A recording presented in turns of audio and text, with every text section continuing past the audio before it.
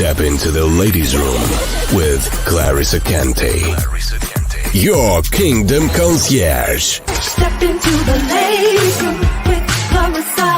Step into the ladies' room with Clarissa.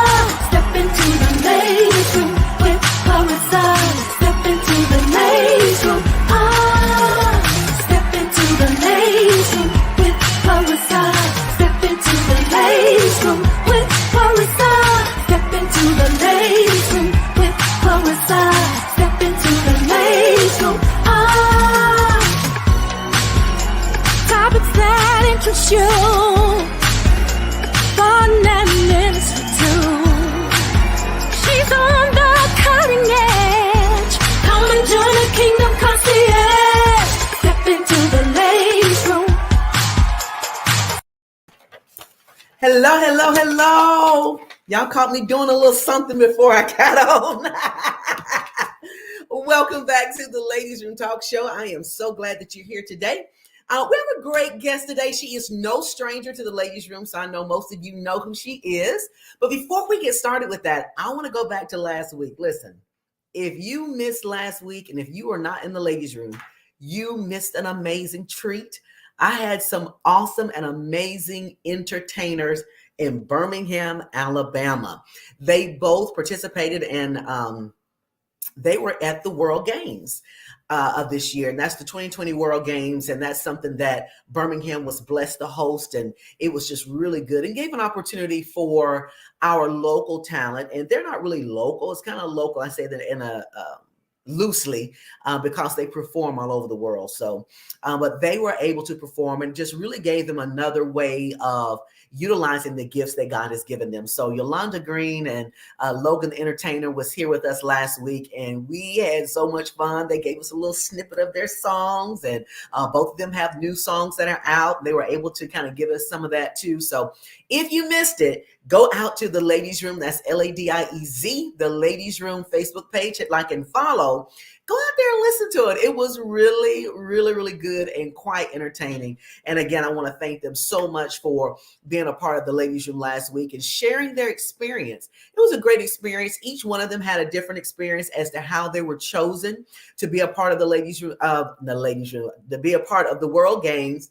How they were chosen, their interview process. Both had different interview processes, and they both really performed at different venues, but both were part of the World Games. So just to kind of know that journey that they were able to travel, and that will give some of those people who are entertainers out there who did not have a chance to participate, wanted to know, well, how did they get to do it, or how were they able to get that experience? When you listen to the interview on last week, you will learn a little bit more as to how each one was able to be presented with that opportunity. So you don't want to miss that. And certainly you want to be able to go out there and grab some of that great, wonderful, and amazing talent. It was really, really, really good. Want to say happy birthday to my niece, Leah Lester. I was able to hang out with her this weekend in Charleston, South Carolina. Had a lot of fun with her. She is amazing. She is 14 years old. She just turned 14 this weekend. And man, she pulls out that little girl in me. So I love hanging out with her, and we really had a great time. So happy birthday to my beautiful niece, Leah Lester. So happy birthday to her. Also, let's see here. Hey, Jolanda. Jolanda's in the ladies' room tonight. So hello, lady. I want to tell you this. One of the ladies that sings my theme song is Yolanda Green. She's the one that does the first verse in the song. And maybe one day I'll kind of give you guys some history about that. But I wrote that song and also put the lyrics to it. And so we had someone else to actually come in.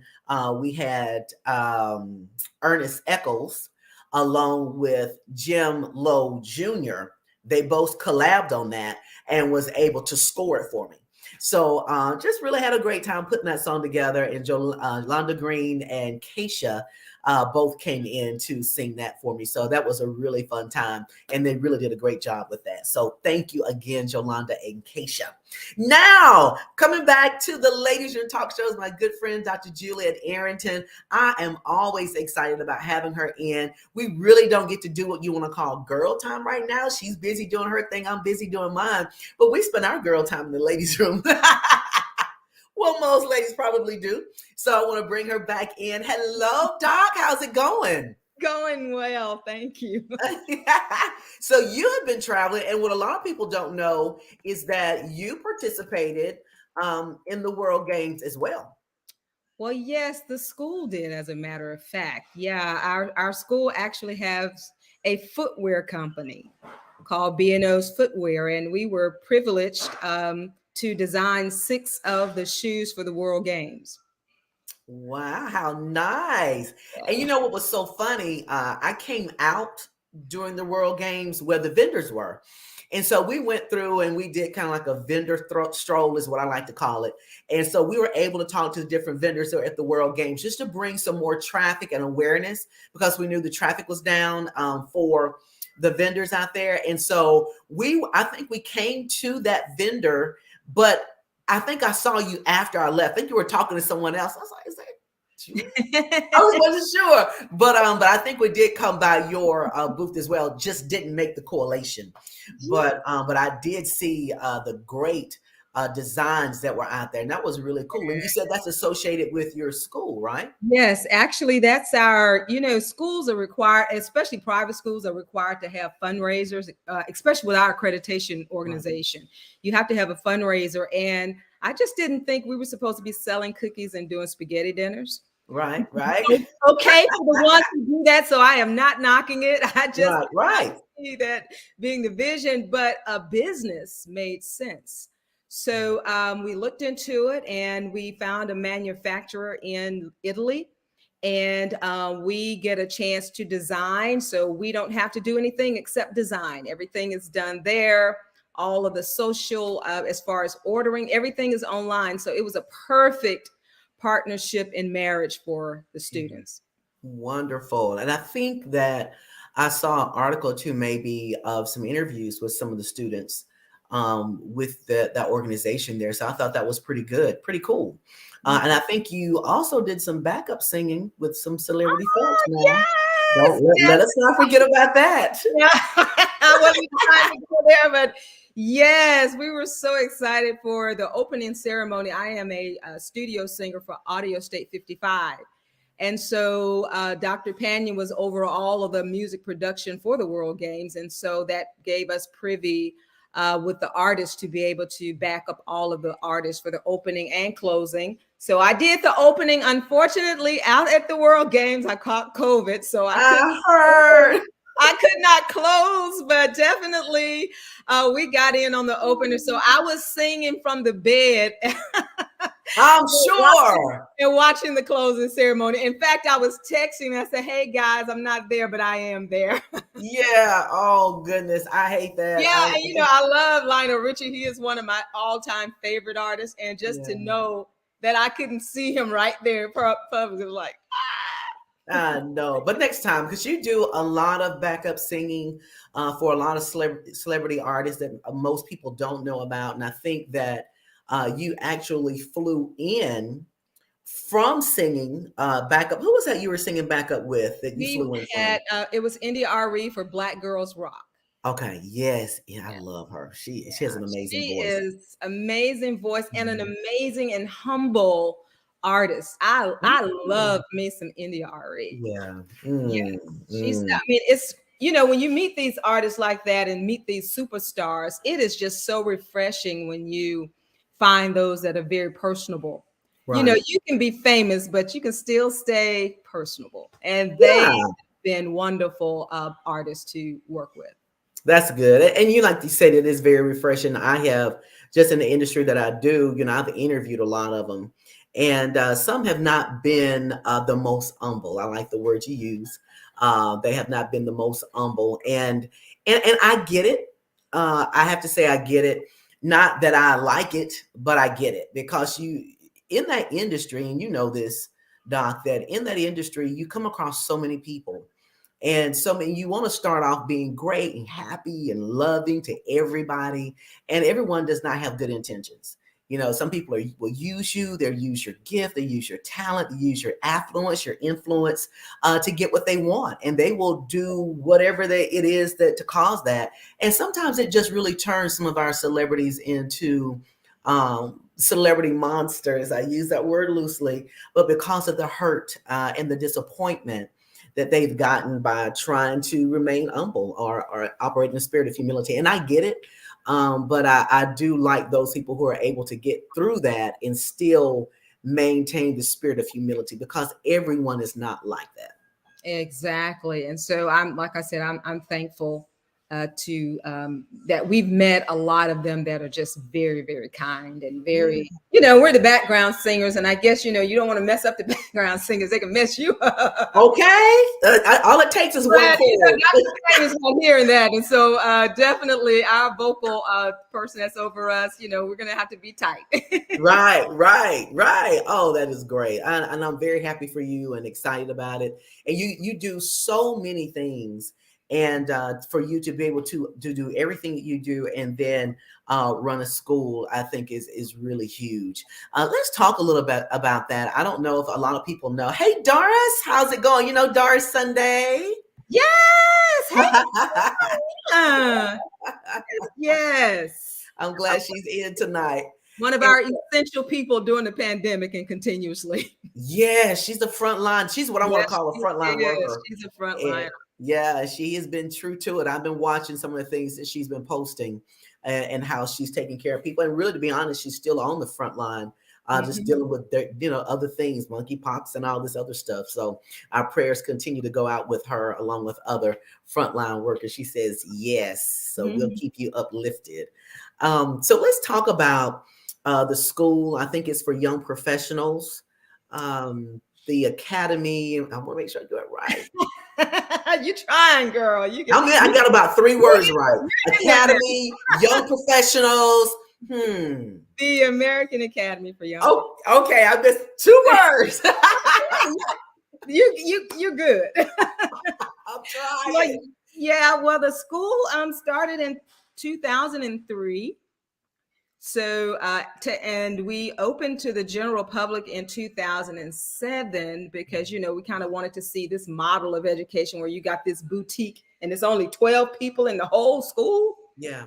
What is that? So definitely we knew that the Holy Spirit, when he gave me that, it was like what I call the Jesus model. He had 12 leaders that he dealt with. And so that's where that concept of the 12 comes from. And then I would consider a master teacher, meaning I can teach all subject matter all the way up through 12th grade. So I can teach, all sciences, all maths, everything. So it just kind of gave a unique opportunity there in designing that model. And so, like I said, now the school is actually this September 6th is 19 years old. So she's a teenager. Oh my goodness. Oh my. We stayed undercover because I wanted to see, we had to see, I'm a numbers person. And so 12 is a number of foundation. So we knew we would be building foundation for a while and tracking students and seeing that the concept work. How did the students feel about coming from big schools into this small type of boutique model? And it just has been phenomenal, to say the least. So do you have seniors there, or what's your okay? Yeah. And so whoever showed, and what happens that's good, our numbers kind of stay the same because our students don't leave until they graduate, going to college. So a lot of times there's no space for anybody else because the same students are coming in. But so definitely we have seniors. This was our 11th class to college this past May. So it's always small numbers, but next year is going to be cool because this will be our largest class. There are actually 5 seniors this year. So I told them, I said, hey, we're going to have to remarket. Yes. They've gone through, most of them I had since 8th grade, and many they're transitioning out, and half of them have been skipped a year. One young man, he was skipped twice because in that boutique model, I'm just those students are just able to fly at their own levels, which is what I really love. And so they're great parents who just get that kind of model. And, just like I tell people, like we have churches, different churches, there are different schools for different needs. And so, frankly, this is the type of school I wish I had gone to. Yeah, I like it too. I've always thought that smaller schools, that good student teacher ratio is always important. And you get that care and that attention that our parents got when they were in school. Those teachers that would say, your stomach's growling, did you eat? Baby, come on over here. Let me get you something to eat. Or did you brush your hair today? Go back there and get that brush and comb and that black magic and and just get it together. Or they're the ones that say, wait a minute, they're those teachers, but the student teacher ratio was so great to where they had enough time to look and to see where things were off kilter, or if the guys needed to shine their shoes or even change clothes. They had clothes there that they could change the kids out of if they needed some fresh pair of clothes to put on. And so I can only imagine by having that student teacher ratio at AAYP is what I see here. Yes. Rocks. That should be added to your title. Okay. AAYP rocks. Right. But just in seeing that, I can only imagine that you're able to do that for your students. Well, you know what? I very rarely have to do that with them. Well, let me make you laugh. Yeah. Well, not all the time, but we're wearing the naturals today. Right. Natural hairstyles and everything. So I tell them all the time, listen, honey, I was born in the 60s. I know Afro. It's not an Afro. Right. I need you to go to the restroom and comb your hair. Right. So I don't have to do that often, but I deal with that. If we got the dreads, I know dreads. I've never had them, but I know because one thing we're big about at AAYP is getting them ready for job market, getting them ready to compete at the college level for scholarships, because over 90% of our graduates always get scholarships. You can't graduate without a 3.0. So they're always grabbing. I have colleges sending me scholarships. Sometimes I don't have students to receive those. But so what I'm saying is we think it's important, especially, we're not trying to be just an African-American school, but we are happy to be who we are. And so our students that come, we believe we're supposed to be getting them ready. They're the next leaders. And certain things you should not have to be having people to do and tell you in middle school and high school. I should not have to tell you in high school to go comb your hair. Okay, so we are getting them ready. We're not trying to be something else. We're trying to foster what we've been called to do, and that's to groom leaders who can stand before people and speak, who can go and do, and take pride in being educated and learning. And so we don't have the students that fight the learning process. They believe they've been called to do something great.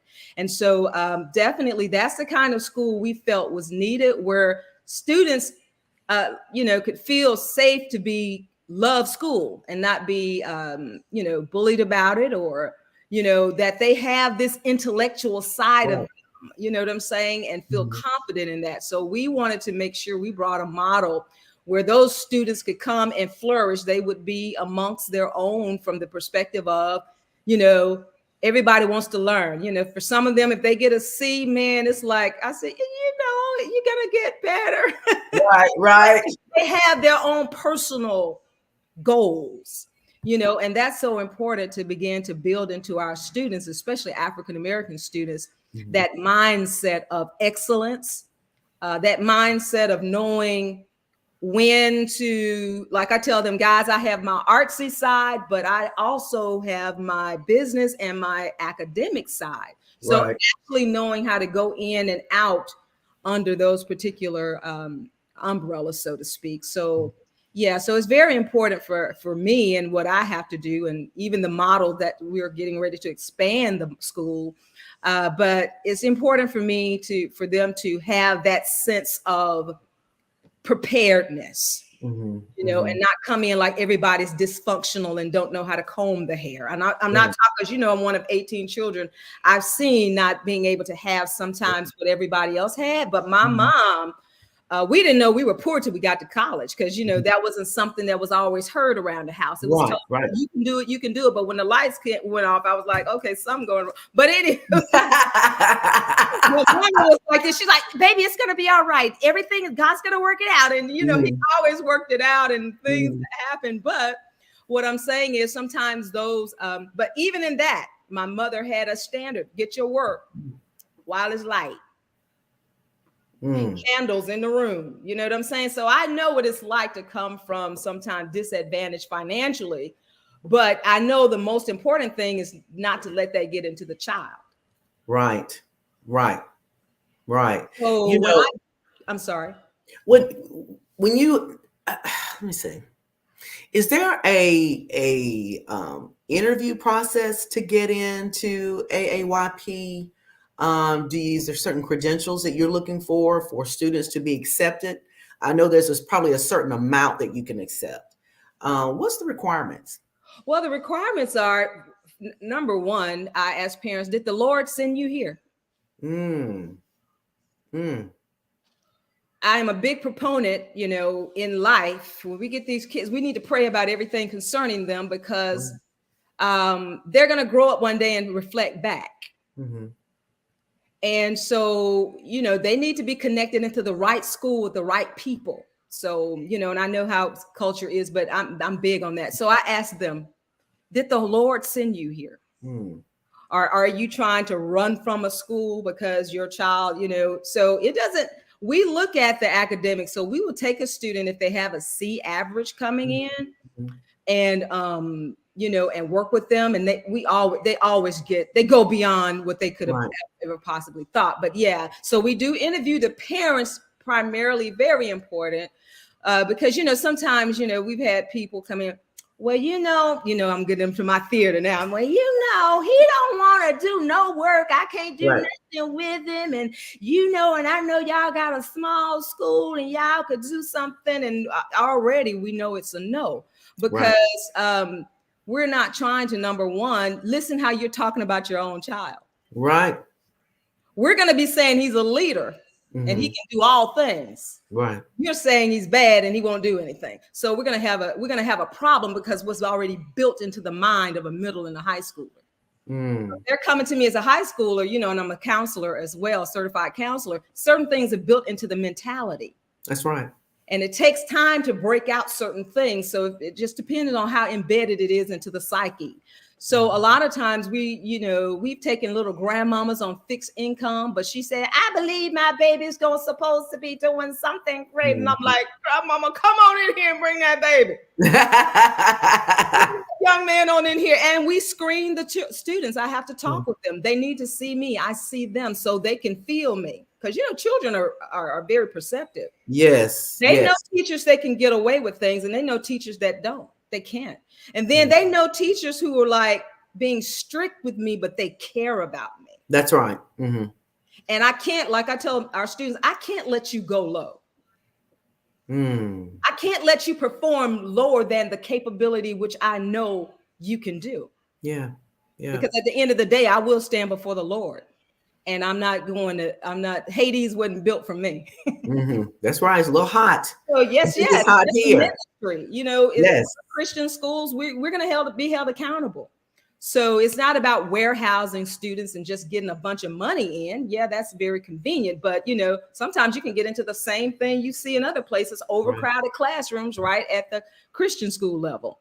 So therefore, so that's the thing. We look for leaders. I've seen them walk in the door and knew that they're going to be great. Wow. You can see the anointing on them, and sometimes the average is not what we desire, but we see it. And then one little young lady, we loved her so much. She's graduating and she's a grown woman and successful.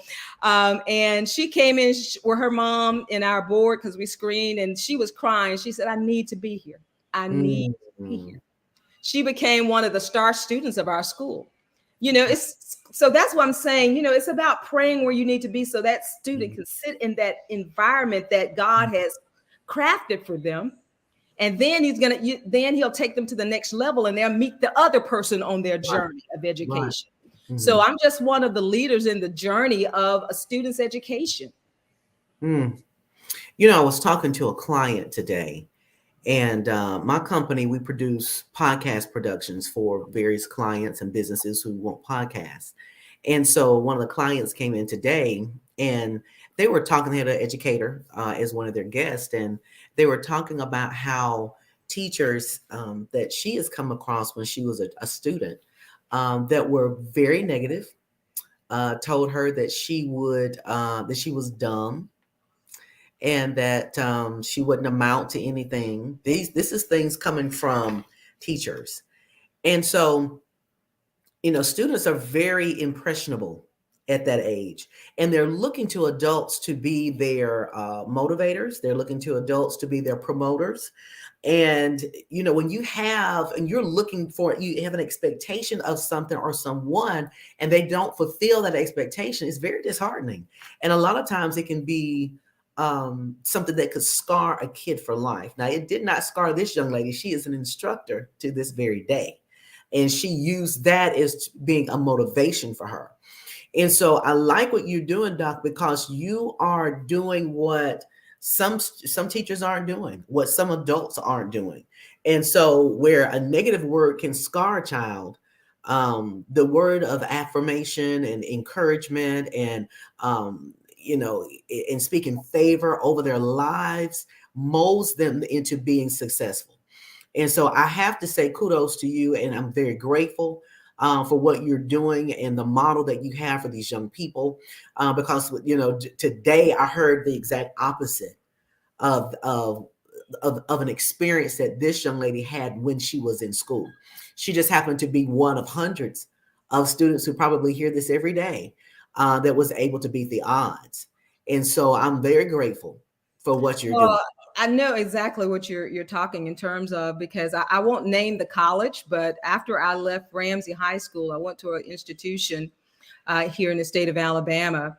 And, I was an honor student from Ramsey going to the university. And when I got there, I got called to the bursar's office and to a counselor. And so when I got there, and the lady started telling me, listen to this. She started telling me all the reasons I would fail in college. She started telling me that I would probably be pregnant, and I would listen to what I'm saying. This was a Caucasian woman, and she was telling me all the reasons I would not make it. I went back to my dorm in tears because I didn't understand that, because I was in my freshman year and I had already taken my first exam and I made a B. Mm-hmm. And I had come from Ramsey, an honor student.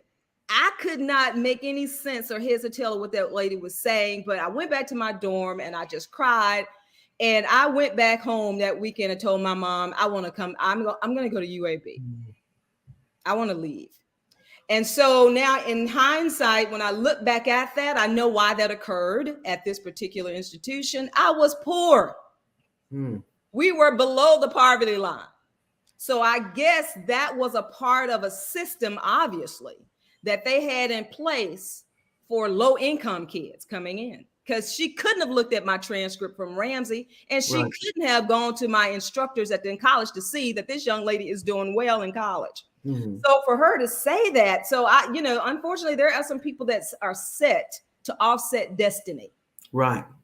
Okay. And so definitely, I thought about that. I never tried to start a school for that reason, but because I always wanted to be in business. But that right there really did hurt me and scar me to a certain degree. It was as we would say, a mental scar, that somebody would bring you in and say that to you, and then go as far to say you'll probably be pregnant, and things of this nature. It was just egregious. I mean, it was just, sometimes I say I need to go back to that college and find out if she still worked there. She's probably retired now. Mm-hmm. But just to say, in other words, people need to be called. Everybody that's a teacher is not a teacher. Right. That's right. It's a calling. You know what I'm saying? So, anybody could probably go to school, discipline themselves to get a degree in education. But you've got to see these young people as leaders, as worthy. That's a song that India Ari has. That was her tour, worthy. You know, they are worthy of correction. Students will tell you, Dr. Arrington, no, you can't come in. You don't talk any kind of way. You do not use foul language. You young men know how to act. Young ladies know how to act. They know how to treat each other with respect. Some things are just too low. So we don't do low. Like the Obama said, when they go low, we go high. That's right. You know what I'm saying? So setting that standard, like you said, teachers are in a very powerful position. We have your children most of the day. Right. That's right. We're very influential with the children. So put a child before the wrong teacher, they can scar that child in a multiplicity of ways because we have them for 9 months all day, longer than most parents have with their children, period, during the school term. So where we sit them and who we have them amongst is very important. So I know what she's saying about that, you know, and just thank God for our families, because, you know, I couldn't put too much stock in it because my mom always told us we were beautiful, we were smart. So, but that hurt me because I was at school and that was my freshman year and I'm doing good. I made my first B on my exam, and then to get called into the office and said that told you, it was very clear to me, especially now as an adult, that was a part of a racist system, and that's what they did to children that were impoverished. Yeah, that's disheartening. But it definitely helps you. It gives you a stepping stone as to where you need to be. And then it also, you know, hindsight, of course, it's hard to see it then, but hindsight, as you said earlier, it definitely lets one know the positioning that you have in the kingdom, because the goal spiritually was to stop you then, to keep you from where you are today. And so we see that attack is very prevalent, not only in college, but getting there. Some of these kids are having a hard time getting there. And maybe not just college, but trying to identify a trade, something that gives them that next level. But if they don't push towards it, if it's something that can be created in the atmosphere to hinder them, stop them, cause them to give up, lose hope, then the mission accomplished. And so I'm glad that you had the parents that you had, your mom speaking to you. I'm glad that you were able to push through that adversity, because now you're able to help kids for over 11 years,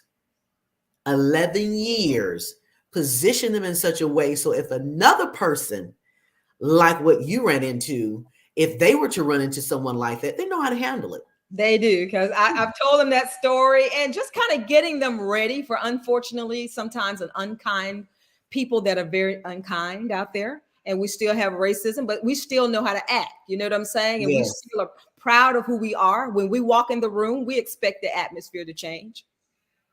I may not know it all, but I've come in here carrying something that's of value. So giving them that type of confidence and knowing who they are, and the parent and all of us working together as a team. Now, that's one thing I'm big with. If the parents, I tell parents, if you don't trust me, don't bring your child here. If we're in our relationship at the school and you don't trust what I'm doing, the relationship is already over. It's not going to work. That's because right. you're going to affect your child, and then we got all of this disharmony, and it just does not work in that type of environment. But the parents know they can come to me, man. We're like a family, and I love it. That we're one. We do everything together, the children, and I was just very surprised that the kids love it. They love it. Children, believe it or not, and their reaction may be, but children respect discipline. And in some way, they feel like out of that discipline is a confirmation of love. And I think it's biblical. Spare the rod, spoil the child. So, but if you don't have those disciplines, if you don't have those restrictions, if you don't have that no nurturing, they act out. And it seems, and they will pick up as if you don't care or you don't love them. But children, they desire it, they need it, and it's what they have to have. They have to have that structure. I remember a story my mom told me about the story. And so my dad, when he was in school, they were trying to tell him that he was slow, that he was a slow learner. He could never learn. He would never amount to anything. And for him to stop working and to work on the farm for the rest of his life with his grandparents. And so, my dad, he's passed on now, but extremely resilient. And not only did he complete school, he paid his way through college at South Carolina State. He also became a school teacher. That was one of his jobs. He taught school for many years, and then he went on to be a county extension agent for Clemson University. So that's someone that was told, you might as well give this up. You'll never learn. And so when you see those types of things and you hear those testimonies, like your testimony and testimony I heard today, testimony I heard from my dad, when I look at that, I hate the fact that those things happen, but when I look at the powerful people that you guys became and how you were able to say, you know what, I'm going to make sure that this never happens to another kid. What happens to me, I'm going to ensure that won't happen to another child. And so when Juliet, with my boys, I have 3 children, 2 of them are boys. And because I knew I had African-American children, I made sure that my boys were part of an education that was primarily geared towards their ethnicity. Careful with my words. So I want to make sure I communicate this, properly. But because they're African-American boys, they had to understand their culture. They had to understand who they were as Black men. Had to have the strength and the confidence in who they were, so that if they were to talk to someone else other than their ethnicity, they didn't feel intimidated. They didn't feel less than. They, wouldn't have any type of fears or any weird thinkings that some Black boys have sometimes when they're dealing with some of the other races. And so they went to WJ Christian. They were blessed to go to and finish up their schooling at Ramsey. All of my kids went to Ramsey. So now when they graduated, they were put in schools that were not predominantly African-American schools, and they thrived very well. They had no issues with dealing with certain ethnicities. They're very balanced, but they're also very confident, and they're okay with being African-American children, African-American people. And that was just something I felt like I needed to do, especially for my boys. Taylor, hey, she's a girl. She really didn't have those types of issues that I knew my boys would have as African-American children, not being negative, but just being real. And so by being able to do that, I believe it put them in a really good position to deal just with life in general. Because I know that sometimes if they're dealing with racism, sometimes some words can come across that's very, very demeaning. And it will put them in a vicarious way and to question the strength that they are, who they are as Black men. So when I see what you're doing, and how adamant you are about the things that you're doing, making sure they understand protocol, policy, and procedure, making sure that they're very confident, not only in their ethnicity and who they are as a person, be it Black, white, doesn't matter. Who they are as a person, be confident in that. That's so important. And really, it cannot be taught in what I want to call larger institutions. It can't be. It cannot be taught. But it can be experienced. It can be imparted into. And so that's based on this interview tonight. That's what I'm hearing you say about AAYP. And I'm glad that we're having this interview tonight because more people can understand what you do, how you do what you do, and let them pray and ask God to show them, listen, please let there be room for my child at AAYP. I can't see not being able to be a part of this school. I didn't know about the school. I'm sure I don't know if you have football, so the boys probably wouldn't have been there, but Taylor surely would have been there had I known. But I love what you're doing, and you are building leaders. I like that. They got to know their leaders going, out the gate. Another thing I particularly like about AAYP, parents get involved. Listen to what I mean by involved. I had one parent, she was an attorney, and this is what parents had to get used to. Not only that, we have what we call a PIC course, PIC, Parent Instruction Course. I pull that from homeschool. They teach a class to their own child. Not only I'm in here with you, we're partners, but your child needs you, and I help them formulate that class. You teach your child something. So one parent, she was into banking. She was an exec with banking, and she had her son doing banking, and one parent, her daughter was with Jack and Jill, and she was like a president of the Birmingham chapter, and she would have to travel and go places. Her mom would set certain things up there for her. And I said, I had one parent, he was a contractor, and had to go to Trinidad. And he was like, Dr. Arrington, can I take my son? I said, of course, we will be Skyping. Wow. See, they get a chance. I had one student, she went 5 months to Europe, to France, in school there, plus in school at AAYP. So, parents, they get a chance to come to the table. Who is your child? What are you seeing? What's emerging? What do you want to tap? And bringing the child in, because children, especially at certain ages, God gives some of them insight of who they are.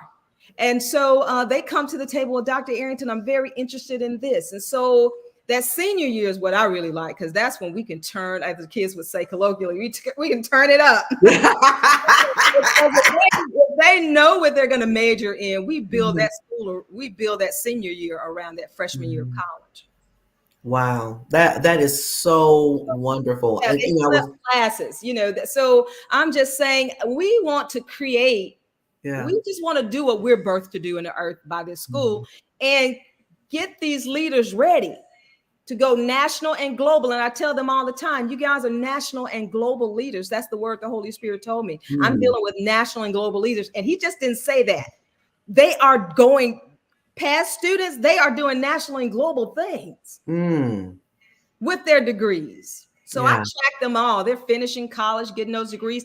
At graduation, they come back and speak. I don't get speakers unless I don't have a student that's graduated from college. But when they graduate from college, they already know I'm calling on them to come and be the speaker for our graduation. That is really neat. Yeah. So that's what I like. And I like when the parents, when they get involved. And so when those parents catch that thing, you mean I can contribute? So like if you had a child and they were in theater, let them do their own podcast show. So we do a lot of things creatively at school, but parents began to really jump. Some were teaching home ec, baking cakes and bringing us lunch and bringing us things. So therefore the parents got involved. We are all in this together, so I don't believe the parents should have been detached from school, because the home is the first school anyway. Yes. And you're so right. The things that you're offering the kids there are usually reserved in public schools for the gifted kids. They're all gifted. We make no everything is college prep, everything is gifted. Even when they come in with a low grade, because I'm able to go, I'll take you back. When they come in next week, everybody's got to write their timetables. Wow.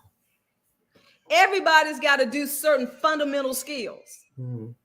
Even though, you got people that pre-cal and calculus, I don't care. We're going to go back through those things. So the whole month of September is just remediation, making sure we know our parts of speech, making sure we know all of our different kind of clauses and all of those kind.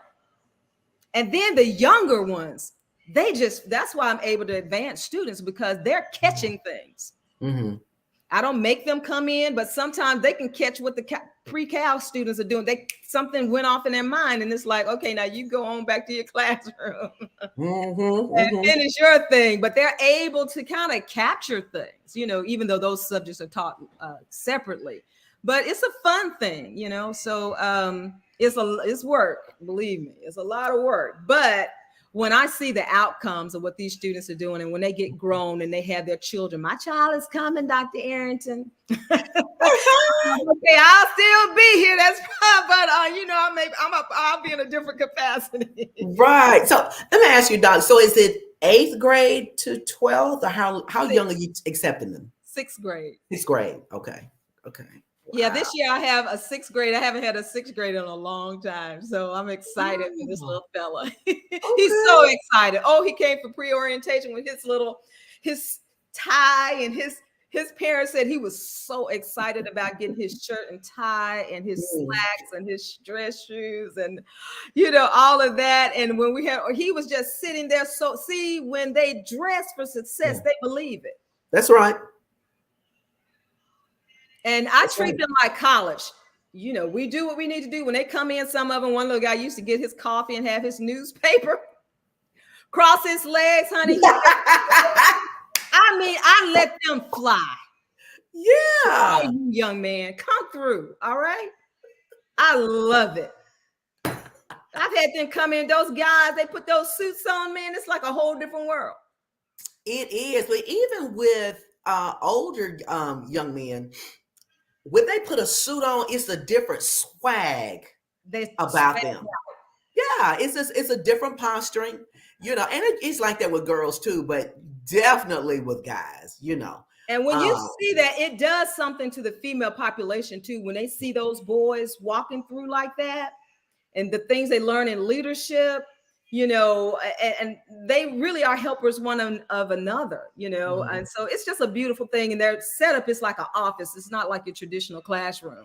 Right. So those guys come in with those nice, and when we get suited up, people all want to know, who are they, because those boys, fresh haircut, even if they have their twist or whatever, their parents know how to make that thing look executive. They come, I told him, one of our students, he's a senior, I said, your hair looks so good. And he's got his little twist going, but the way they tapered that boy's hair and he had that suit on, I'm like, you look like Wall Street right now. Yes, yes. And you can get a good edge. And the way they edge that. Ooh, nice. His name is Colin. Colin, I was like, Colin, you sharp right there. I love it. I am so excited. And he loves bow ties. So he'll come in there and sporting his little bow tie. And my goodness, hopefully you'll get a chance to meet them one day. They are phenomenal. So. Yeah, I would love to come. Maybe have lunch one day. Oh, yes. With them. Yes. Oh, they would. Yeah. They would so love it. Yeah, so. I would love to do that. Then we can kind of get our girl time in, kind of squeeze in. Yeah, you can kind of see what's going on around there on the campus, because on that campus is Integrity and AAYP. So that campus carries K through 12. Okay, got you. Okay, yes, that's Integrity Church with Hennington. The Henningtons, Fernandy and Pastor Roderick. Yes. Yes. Beautiful voice. I don't know if she's still singing or not. Oh, but yes, she is. Voice. Yes, she is. Yes. Love them. Now, someone just asked here. They said, "Where's the school located?" Because we did not talk about the location. 216 Roebuck Drive. Okay. Right in Birmingham. So that's out in like the Center Point area. Not Center Point, but Center Point. It's off Roebuck Park, Roebuck Center Point. Okay. Integrity Bible Church. Okay. Yes, that's what is the name of that road? Roebuck Drive. Yeah, it's kind of round and a loop kind of in the back there. Yeah. But yeah, guys, look up Integrity Church. Bible Church, and that address is the same. Yes. So just look that up, and that'll take you right there to the school, AAYP. Lynette says, "Oh, I love it." So you've been getting some good comments tonight, and people are learning about AAYP. Yeah, and we kind of, like I said, for 12 years there was no effort to advertise, because I believe in that 12 to establish. We got fully accredited, 3 national accreditations. We were establishing a model. That was different. You know what I'm saying? And, to find a group to accredit us with, these folks got 5,000 students in the student body. Right. And, it was a minute for us to find a body. But one thing about Christian schools, they do not have to be accredited like everybody else. But if you want to do certain things, so the Lord opened that door, and I found a group finally out of St. Louis. And so they came down to Birmingham. We went through our process, and we got 6 commendations. Oh, for wow. program excellence. Wow. So, what I like about that, Doc, is when you have that favor and that opportunity, and you don't have to go through what others go through, you're not held captive by their processes. Because, and we talked about this earlier today with my client, those processes aren't always the best for students. Sometimes those processes are put together by people who don't even have children. You know what I mean?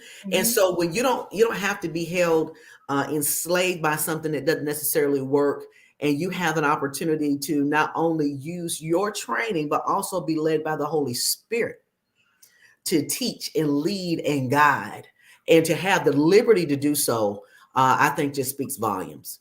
Yeah, and we got, opportunities students have taken out of some of your Ivy League colleges like Berkeley. I have 2 students that'll be taking a course through Harvard coming up this fall. And so, you're just able to create.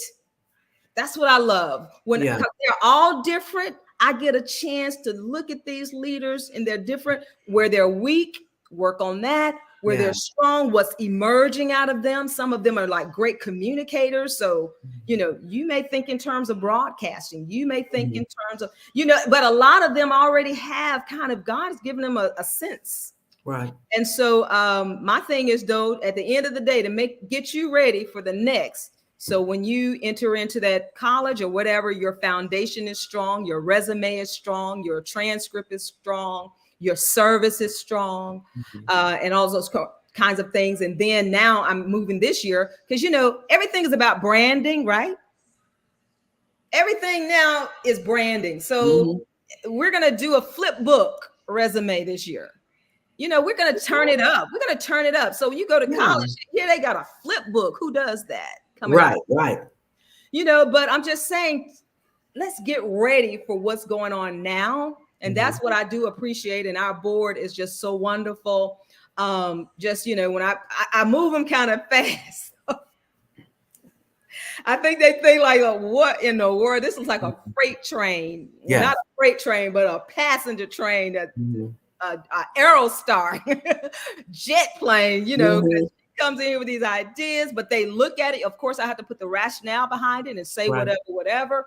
And they just like, we love it. Let's go. So I'm thankful, and they will tell me, no, not right now. Let's think this out. Let's look at this. So, I thank God for that advisory board. They're great advisors. And but my thing is, when those young people come in, it's all about them. I just want to facilitate what's going to help them fly.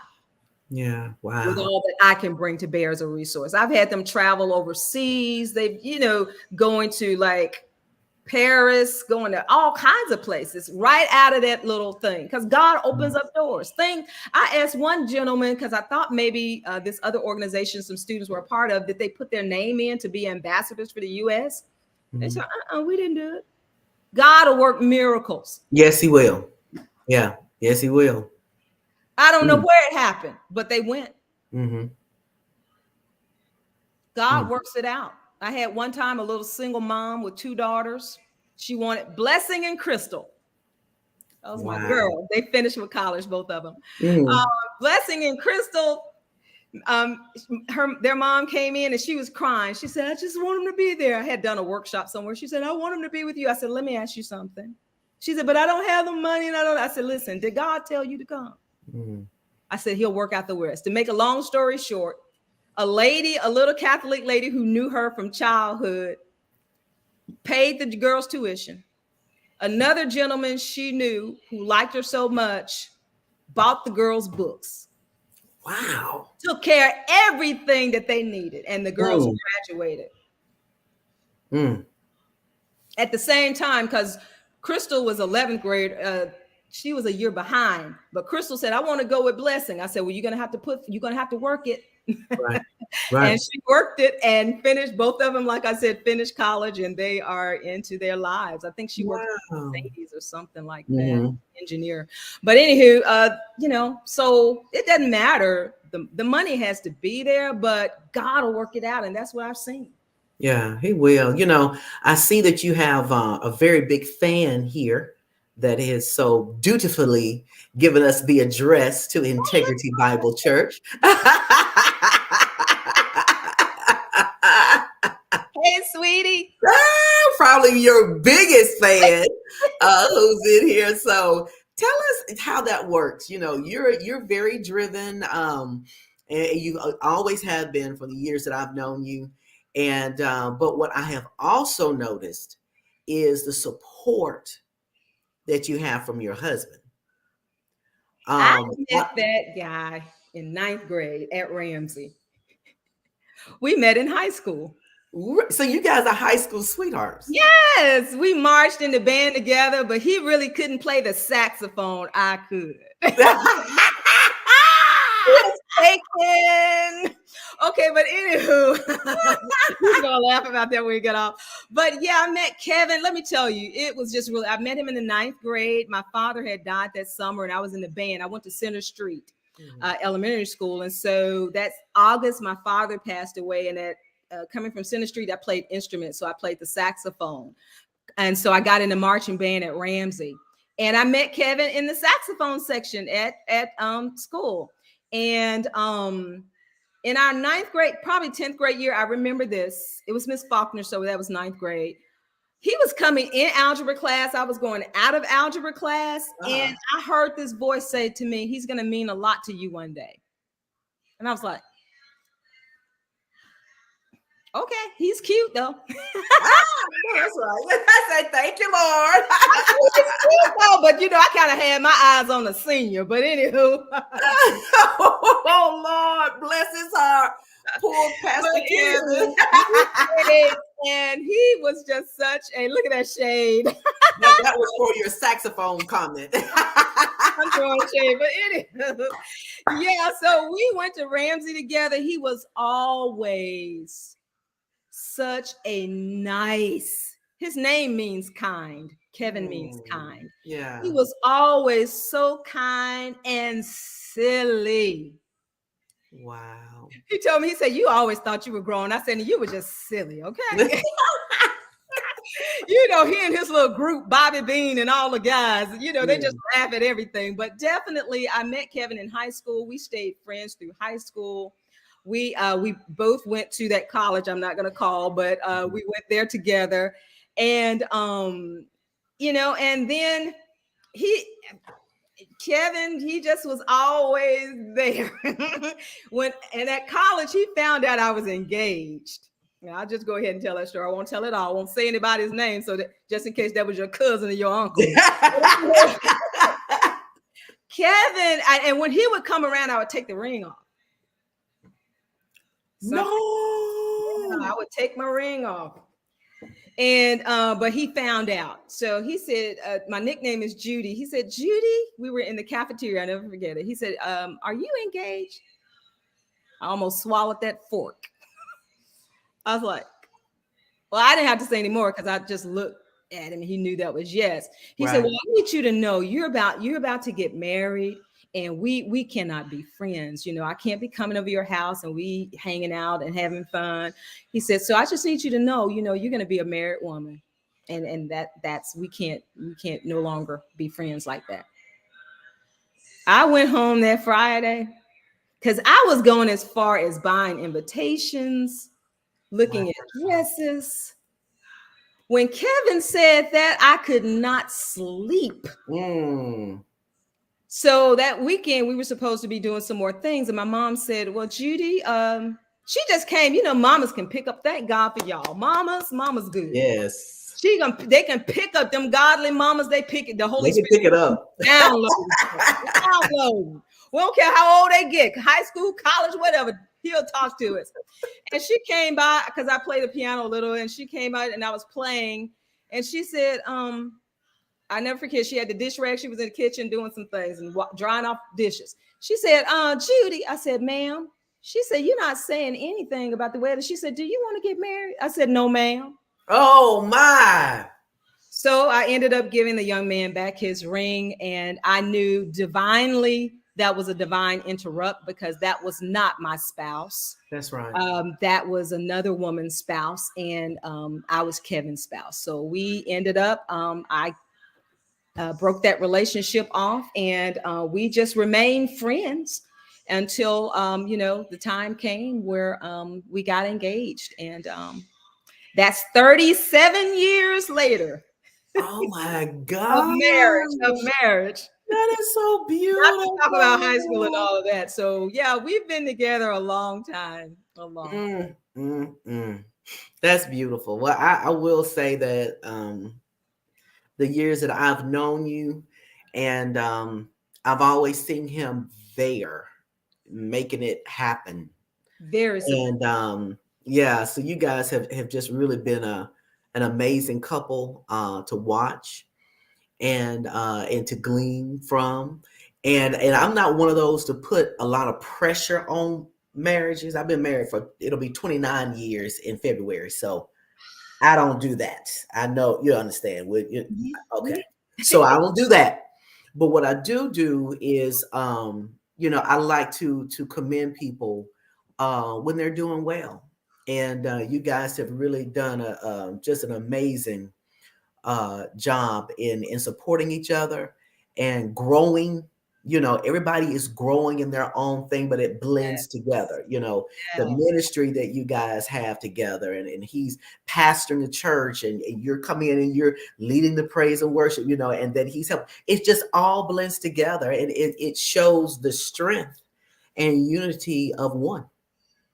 So kudos to you guys. Thank you. And that he is very supportive, just always has been. Very, very kind guy. Sometimes it's rare when you would see a man be so supportive of his wife and pushing her and things that she's doing. And he bought me my first track. When he bought me my first track, I'm like, what are you doing? I sing when I get ready. Right. But God was showing him something. Mm-hmm. And because like I said, I was in theater, all that kind of things, from college, high school, all of that. And so it's like, I sing when I get ready. I don't believe this is what I'm supposed to do, but I came to know that God had a calling on me as a worship singer. Mm-hmm. So he did that, and he loves shopping. If y'all see him out there in the thrift stores, call me. Don't y'all tell him, Pastor. In college, I used to love to go get some vintage looks and things.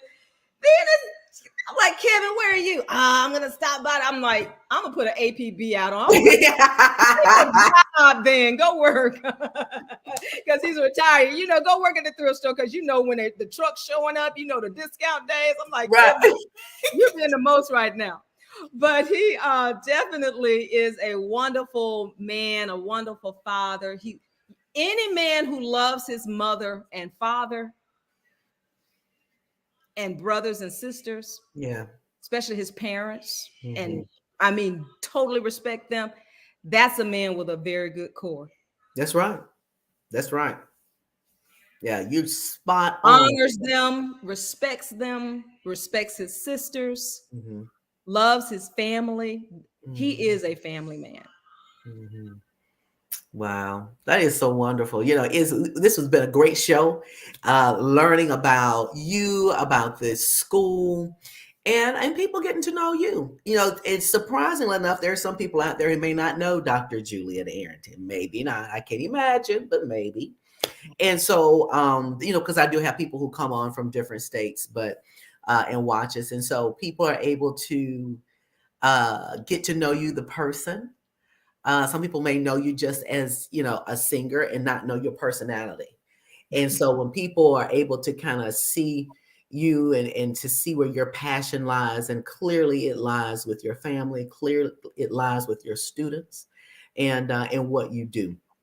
So I'm glad that we were able to have this conversation and let the people come in and eavesdrop on our girl time in the ladies' room. And You then know what, Clarissa, you are fabulous and you are so beautiful. Oh, you're so pretty. You're pretty. See, I love that. You're just a beautiful woman with a beautiful heart and your excellence. So I just want to give kudos to you as well from all that you're doing, you know, the platform that you're sharing with and the spirit of excellence behind it. Hmm. So you're very inspirational as well on so many levels. And I can't wait till the students meet you. They're going to so enjoy that. And you come and we spoil you and you come and be with us. We look forward to it. And your audience, you know, please look us up at AAYP, aayp.org. So Yeah. they definitely check us out and Let get me- your World Game shoes. It's not too late. We have a year contract with them as well. Oh, okay. So now how can where do they need to go, Doc, to get a pair of shoes or to shop for the shoes? Where would they go to get that?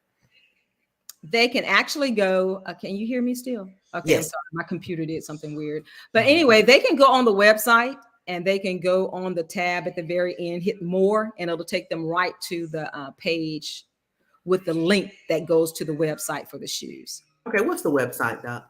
Okay, the school's website is aa-yp.org. aa-yp.org.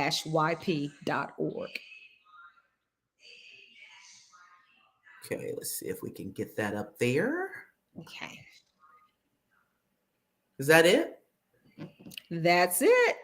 All right, guys. So listen, this is the link on how you can go out, shop for these shoes. I need to get my pair as well. Oh, we'll So make this you a custom. You tell us what you want and we'll design it for you.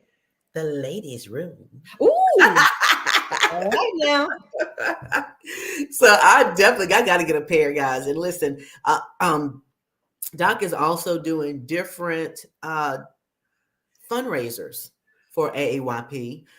There was a Queen's fundraiser a couple of months ago, and she came in and talked about that. So there's various ways that you can donate, become a donor for the school. So let's see what we can do to get involved. You see what's taking place at the school. You see what's taking place at the academy. Let's do what we can to help continue the efforts that Doctor's doing there at the school. I think is doing something great and just really adding to our culture of young people. And you're really changing the thought process of people saying that our kids are lost. That's not the case at all. Oh, no. Yeah. They are not. They are hidden jewels. And I'm looking at other ways in the future where we're going to engage any student that wants to be engaged. So I'm looking so forward to that because we're working on something, like you said, fundraisers and other things we're trying to do so I can go get these babies. Yes. You know, where people kind of try to give up on them, you know, like in certain communities or whatever, because, you know, my folks come out of the projects. I wasn't there, but, you know, sometimes people have these little things in certain communities. No, you got some of the finest minds that's there. Yes. All they need is to be with the right leader. That's right. I tell you what, we have kids out here. I'm gonna bring you forefront to the page for a second before we close. But you know, there are a lot of people out there, a lot of young people who are having some emotional issues. Some of them are not stable. Some of them are giving up. Some of them are losing hope. What is it that you can share before we end tonight that you can impart to give these young people hope? You were born to win. You were born to win. I mean, that's it. You came into the earth because you've been given a task that no one else can do like you. So you were born to win. And I'm trusting God and praying for you that God will connect you to the right person in order for you to understand that and know that. That you were born to win. You were born to succeed. You were born to accomplish. There's nothing in you that's a loser. It's just you don't know information. So I pray that you know that helps someone. Amen. I know it did. Like I said, I'm just hearing a lot of things kind of here and there. And I've had some parents come to me about their children. So any words that we can get out to them, I think will be great. I think what I'm going to try to do is take that word and cut it, put it on a reel, and throw it out there on Instagram, because I know a lot of the younger ones are on Instagram. So see if we can get that word out to them and encourage them, because they really need a word right now. So yes. All right, guys. Thank you so much, Doc, for hanging out with us inside the Ladies Room Talk Show. Thank you, Thank you Pastor for having Kevin, me. for your time, because I know this is your time with your sweetie pie. So thank you so much for allowing her to hang out with us today as well.